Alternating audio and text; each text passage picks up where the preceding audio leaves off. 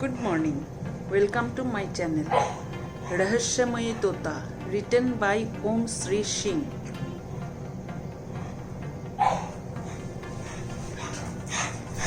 ईश्वर की लीला विचित्र है.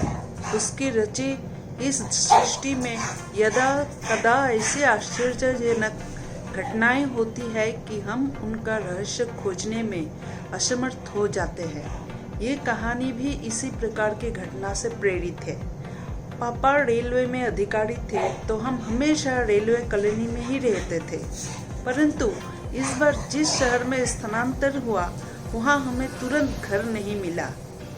तो पापा ने ब्रोकर के माध्यम से एक मकान तब तक ले लिए किराए पर जब तक रेलवे कॉलोनी में घर नहीं मिल जाता. एक सप्ताह बाद हम सब नए शहर के नए मकान में आ गए.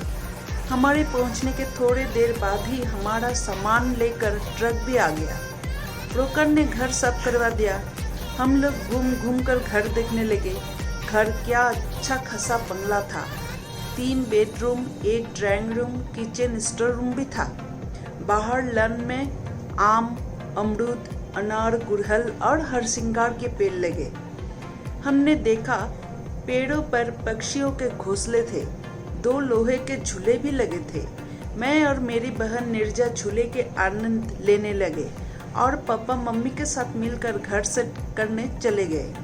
पापा कह रहे थे कि घरेलू सहायक मिलने में हमें 1-2 दिन लग जाएंगे.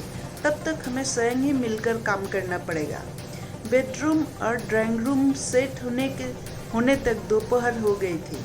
पापा ने खाना बाहर से ऑर्डर कर दिया. खाना खाकर हम सब आराम करने लगे.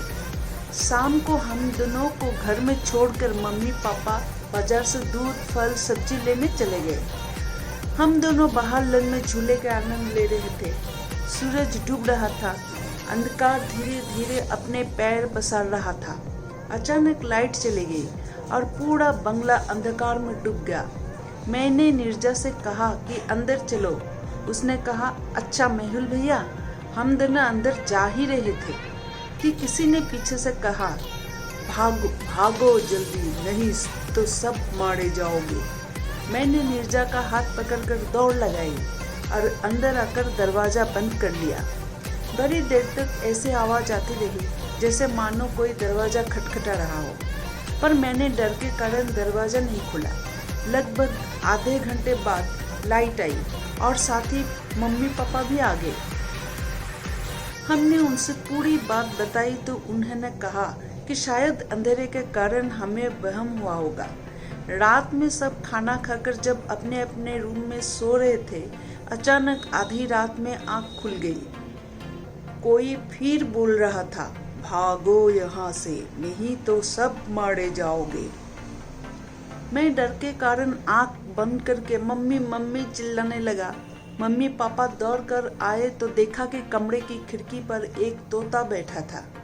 मम्मी पापा जब मुझे चुप करा रहे थे तभी तोता फिर से बोला, भागो नहीं तो सब मारे जाओगे, और खिड़की से उड़कर पैर पर बैठ गया.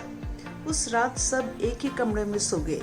अगले दिन मुझे बहुत तीव्र जर चढ़ा और अस्पताल में एडमिट कराना पड़ा. मुझे 3 दिन तक होश नहीं आया और जब तीसरे दिन होश आया तो निर्जा बीमार पड़ गई. लगभग 15 दिन बीत गए इस बंगले में, पर एक भी दिन हम शांति से नहीं रहे थे.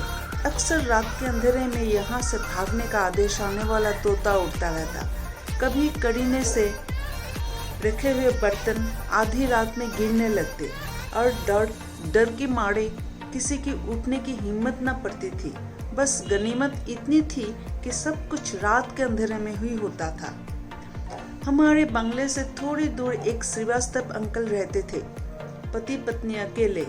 एक दिन पापा टूर पर गए थे और मम्मी की तबीयत खराब हो गई थी, तो मैं दौड़कर उन्हें बुला लाया क्योंकि ड्राइवर भी नहीं था उस दिन.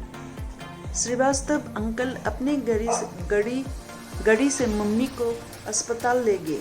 पापा को फ़ोन किया और पापा के आने तक हम दोनों को अपने घर में रखा.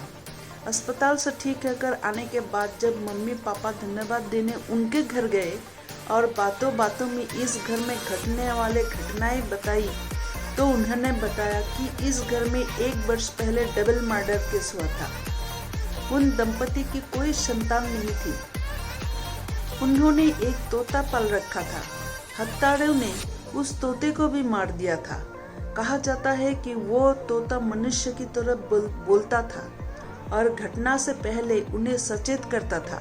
उस दिन भी शायद उसने सचेत किया था, तभी मारा गया। उनकी हत्या के बाद रिश्तेदारों ने ये घर बेच दिया। संभवतः किसी के ठीक से पैरवी न करने पर केस बंद हो गया, पर इस मकान में तब से कोई किराएदार ज़्यादा दिन नहीं रह पाया।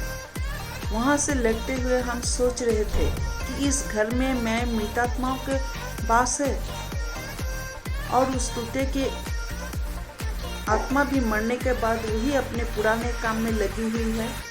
हम सब इतने दिन से भूतों के साथ रहे थे। यह ख्याल आते ही मुझे कपकपी छूटने लगी और मैंने अच्छी पापा के हाथ कस कर पकड़ लिया। अगले दिन से जोर शोर से नए घर की खोज होने लगी।